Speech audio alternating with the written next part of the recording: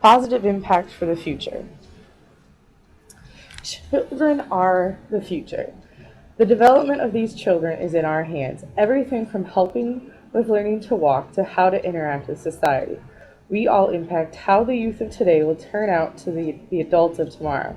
So I'm here to propose a community-based development center. This center will impact every stage of development from infants to adolescents. This center will help us to produce better adults for tomorrow. For our community, we can make a positive impact for the future. The first room in the Community Development Center would be the infant room. One scheduled activity in this room would be walking.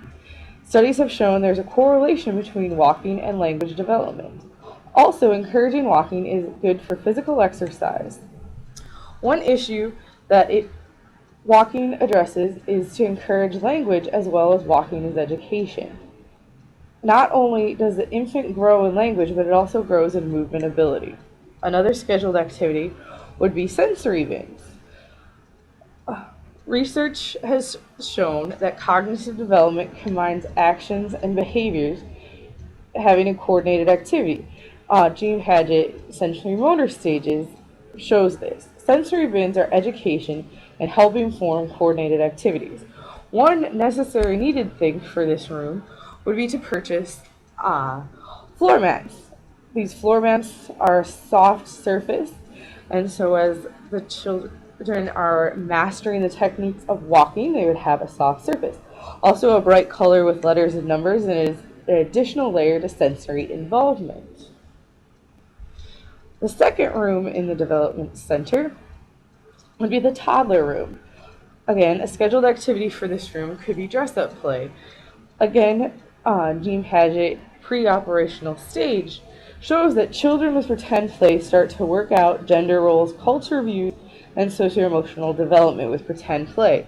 They learn to engage with the environment and form relationships. One positive gain through dress-up is an increased level of confidence. Another activity would be sharing. Toddlers develop a sense of ownership and sharing. So this is the appropriate time to start working with that. This is vital social skill to be learned. As we grow older, we share everything from our snacks to our ideas. This is an activity that helps parents teach and to enforce good sharing behaviors. One necessary thing to be purchased for the toddler room would be dress-up items. As stated earlier, these items would help children engage their environment and experience new things. Also, with the limited number of items, it would also encourage sharing. The third room in the community center to encourage development is the early childhood room. A scheduled activity in the childhood room would be Lego time. Lego building blocks aid children in two different areas. The first area is Legos. Working with Legos engages the children's motor skills. Secondly, working with Legos is an early math skill area. This is due to the fact that children can sort, count, and classify the different types of Legos. Children's growth and socio-emotional development is gained through Lego play because they receive praise for their Lego creation as well as gaining a sense of pride in what they can build. Legos can lay the groundwork in education of math. When learning is fun activity, one can develop a sense of enjoyment without even knowing that math is something most people do not enjoy. Math is something that you will need for the rest of your life, so development of a positive relationship in early childhood is a good thing. Another scheduled activity in the early childhood room would be writing time with markers, crayons, pens, and pencils. This activity is a twofold positive activity for early childhood development. First, early childhood is when you start to prepare for school. So school-based activities such as writing start the practice of proper schoolwork. Secondly, the act of grasping a writing tool builds fine motor skills. The use of writing tools is hardwiring the brain for a fine motor skill and the act of writing.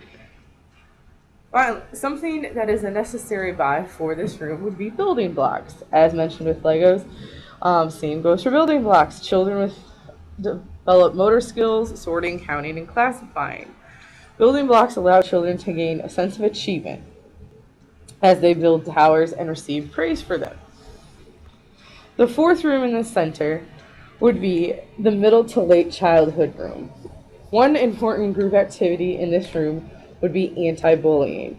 In late childhood, children develop and form friendships. These relationships affect psychosocial development. During these really crucial relationship forming time is when bullying starts to occur.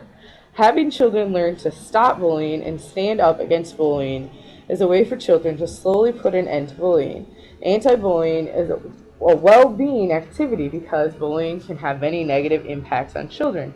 However, when children learn to stand up against bullying, there can be a positive impact and positive psychosocial development can occur.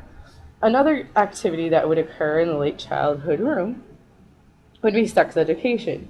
During late childhood is when children are starting to enter puberty as well as starting to have dating relationships. Sex education classes or group activities would address issues of how one's body is changing and practicing safe sex.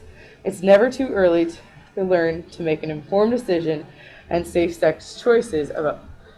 Also, it is good for children to learn about how their body will be changing. Therefore, sex education is a positive thing that is both cognitive growth as well as health and well-being. Something to purchase for this late childhood room would be board games. Problem-solving skills become more developed and the frontal lobe is maturing. For these reasons, preteens seek out more sophisticated games.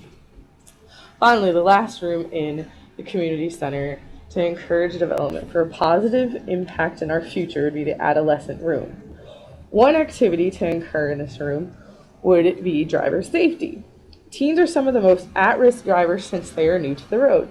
Driver safety is an educational aspect of growing up. Also, it's a cognitive growth step. You need to be well engaged with the act of driving. All too often, teens are distracted by their cell phones or friends in the car.